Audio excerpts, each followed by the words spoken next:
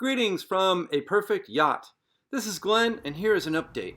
The end of August and into September has shown some nice developments. The cockpit area has been primed and painted all around the perimeter. The electric blue all-grip top paint has been applied. The helm area needed some attention, and I made some sketches to try to figure out the positioning of the throttle and the electrical DC panel. I put the wheel and helm seat into position for mock-up purposes. Need to be accurate with the ergonomics, that's for sure. Next on the list, paintwork in the engine room area. White all-grip and varnish needed to be completed prior to engine, steering hydraulics, and fuel tanks being installed. Lots of sanding and scraping of the old paint from 25 years ago.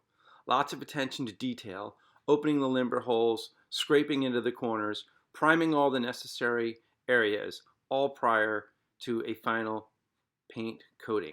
And of course, there are some areas that needed extra attention with some epoxy paste. One of the traits that come along with this work, a rigorous amount of activity, and also sometimes long spells of crouching, lying down, and sometimes upside down. It takes a toll on one's body. However, the paint looks great and really makes a huge difference.